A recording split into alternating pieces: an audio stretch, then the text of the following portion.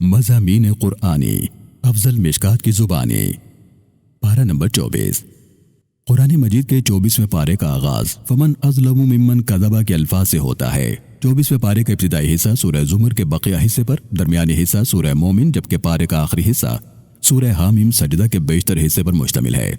پارے کی ابتدا میں اللہ رب العالمین موت اور نیند کا ذکر فرماتا ہے کہ اللہ دو طرح کی موت دیتا ہے۔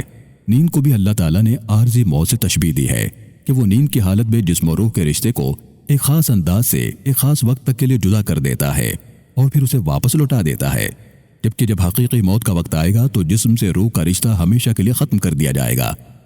اسی مقام پر اللہ رب العالمین اپنے رحمان و رحیم ہونے کا دلکش پیرائے میں ذکر فرماتا ہے کہ اے میرے حبیب صلی اللہ علیہ وسلم، میرے ان بندوں سے کہہ دو کہ جنہوں نے اپنی جانوں پر ظلم کیا ہے کہ وہ میری رحمت سے نا امید نہ ہوں، میں بہت بخشنے والا مہربان ہوں۔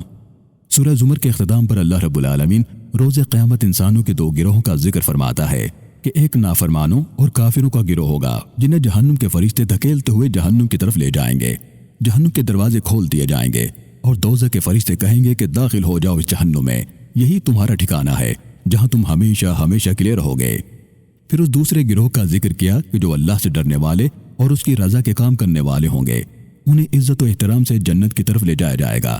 جب وہ جنت کے دروازے پر پہنچیں گے تو جنت کے دربار انہیں سلام کریں گے اور کہیں گے مبارک ہو، داخل ہو جاؤ اس بہشت بری میں جہاں تمہیں کبھی کوئی تکلیف نہ ہوگی اور تم یہاں ہمیشہ ہمیشہ رہو گے۔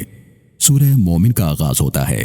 اس سورہ مبارکہ کے آغاز میں اللہ رب العالمین فرماتا ہے کہ یہ مبارک کتاب یعنی قرآن حکیم عزیز و علیم کی جانب سے نازل کیا گیا ہے، جو گناہوں پر توبہ کرنے والوں کو بخشنے والا جبکہ نافرمانوں کی سخت گرفت کرنے والا ہے۔ اسی سورہ مبارکہ میں اللہ رب العالمین حاملین عرش فرشتوں کا ذکر فرماتا ہے کہ کیسے وہ اس کی حمد و ثنا بیان کرتے ہیں۔ اسی سورہ میں اللہ رب العالمین بنی اسرائیل کے اس شخص کا ذکر فرماتا ہے جس نے فرعون کے دربار میں کھڑے ہو کر اللہ کی توحید بیان کی، لوگوں کو اللہ سے ڈرنے کی تلقین کی۔ سورہ کے آخر میں اللہ رب العالمین اپنی قدرت کی نشانیوں کا بار بار ذکر فرماتا ہے کہ اس نے کیسے زمین و آسمانوں کو پیدا کیا، کیسے اس نے سورج، چاند اور ستارے پیدا کیے، کیسے اس نے انسان کو نطفے سے پیدا کیا اور پھر کیسے وہ تمہیں عمر کے ایک حصے سے عمر کے دوسرے حصے تک پھیرتا ہے۔ یوں اللہ رب العالمین انسان کو اپنی صناعیت و خلاقیت کے ذریعے اپنی ذات کا ادراک کرنے کی دعوت دیتا ہے۔ پارے کے آخر میں سورہ حامیم سجدہ کا آغاز ہوتا ہے، پھر فرماتا ہے کہ یہ قرآن اس رحمان و رحیم کی طرف سے نازل کردہ ہے مگر بہت سے لوگ اسے روگردانی کرتے ہیں۔ ایک مرتبہ پھر اللہ رب العالمین کائنات میں پھیلی اپنی قدرت کی نشانیوں کی طرف توجہ مبذول فرماتا ہے۔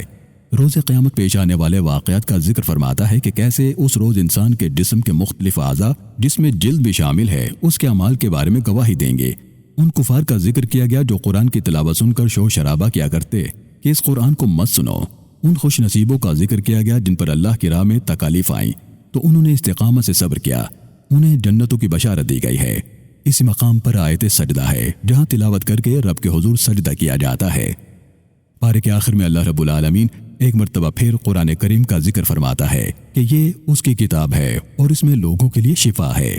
اللہ رب العالمین سے دعا ہے کہ وہ ہم سب کو قرآن حکیم پڑھنے، اس کو سمجھنے اور اس کی تعلیمات پر عمل پیرا ہونے کی توفیق عطا فرمائے۔ آمین۔